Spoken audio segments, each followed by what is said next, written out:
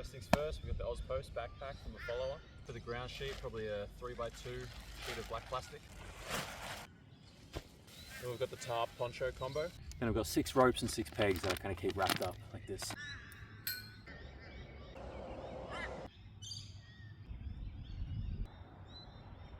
So we've got the little food bag, the folding foam sleeping mat, spare jocks, spare shirt, bunch of first aid stuff from Macca, sleeping bag,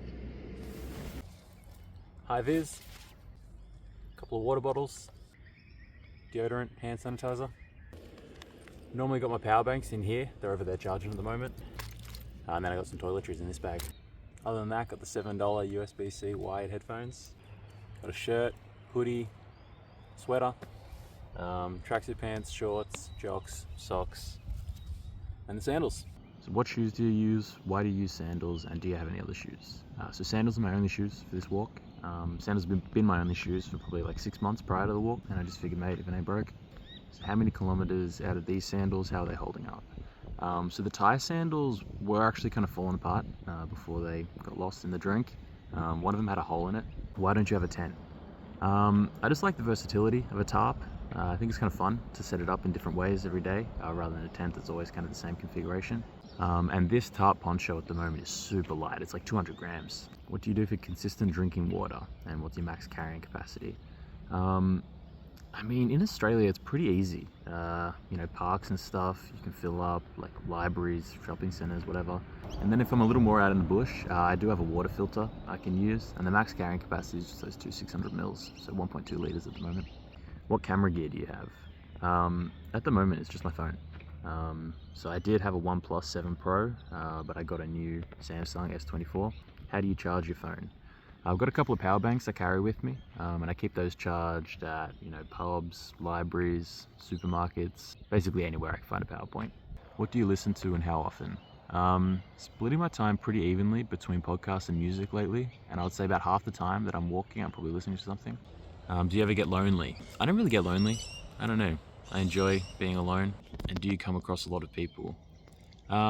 Yeah, honestly, lately I'm getting recognized like almost every day. I also tend to get some questions whenever I'm in town, or even just when I'm walking alongside of the road, someone will stop and ask me if I'm okay. And then that's the next question. Do people often offer you a lift? Yeah, probably at least once a day I would say someone's offering me a lift, but obviously I tell them no. So how much time is spent making videos? You know, it kind of takes all day. Like I'm always walking and filming throughout the day. I've normally got 15 to 20 minutes of footage by the end of the day. And it probably takes me about an hour to sort of edit everything and post. How many hours sleep are you getting? I try to aim for 8, you know, usually 10 to 6. Try and wake up with sunrise. How much time is spent walking? It does depend how many Ks I'm trying to do that day, but I'm pretty much spending all day, every day walking. I'll say at least like 6 to 8 hours. Where/when did you start? When will you end? So at the start of April, started down Wilson's Prom, the southernmost point of mainland Australia, and I'm heading all the way up to the northernmost point in Cape York, hoping to get there by the end of September.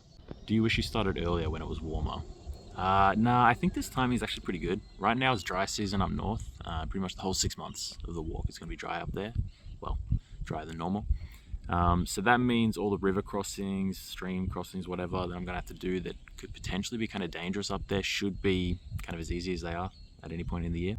What's your pace, steps, Ks per hour, per day, and total Ks? So I'm doing like 25 to 30 Ks a day, usually about 4 an hour, but I take a lot of breaks. Steps, I don't know. Total Ks is closing in on 1,500. If we're trying to do 4,500 for the whole trip, we're about a third of the way. Are you on Strava? I'm not, but a mate built map.ubi.io, which is a tracking website that does pretty much the exact same thing. What's the rest day frequency? Probably once every 2 weeks. How do you plan your route and how do you know where to go? Mostly Google Maps, to be honest. I'll just pick a place like 25, 30 Ks away and see what Google suggests. I'll also look at the satellite and try and see if there's any like cooler paths that I can go along. I'll ask locals as well.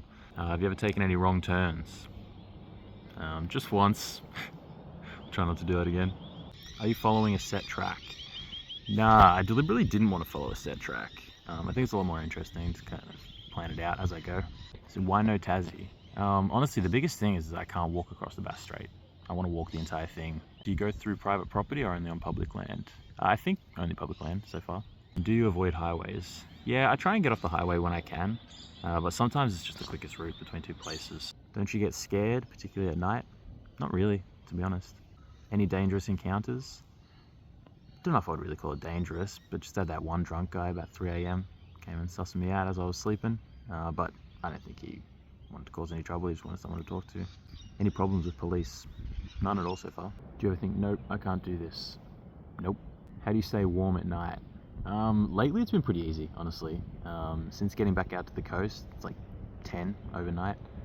So just, you know, the insulated sleeping mat and the sleeping bag doing the trick. Any spiders at night? Not that I know of. Do you sleep on the concrete? Yeah, but like, I've always got the sleeping mat in between me and the actual concrete. Favorite photo or clip so far? I think the first kind of clip where you can see the Murray, where that bird flies across and then I kind of pan out. I think that's pretty cool. Favorite part of the journey? Probably climbing Mount Kosciuszko with the brothers. Which part of Aussie are you most looking forward to? The northernmost point, mate. What's your job? I do remote tech support for an American software company. How much weight have you lost? Honestly, during this trip, like not that much. During the month that I spent training in New Zealand, I probably lost about 5 Ks though. Ks? Where are you showering? Mostly pools, probably pools, sometimes gyms. Sometimes you do like a hobo shower in some public toilets. How are the feet and legs? Feeling really good, to be honest. I had a couple, you know, cuts and bruises and stuff after the Nasho incident, but they're healing up and I'm feeling good. Were you much of a walker before this? I've always enjoyed walking, but I've never really done anything like this. Before that little training month in New Zealand, I don't think I'd ever really done an overnight trip. Is it Palmy or Palmer? Palmer. Which town has the best footy grandstand? Hard to go past Omeo. What's the night sky like? Full of stars, mate. Which have you seen the most? Pigs, foxes, or kangaroos? Easily kangaroos, like 100 to 1. What kind of food are you eating? Food and drink breakdown, cost breakdown.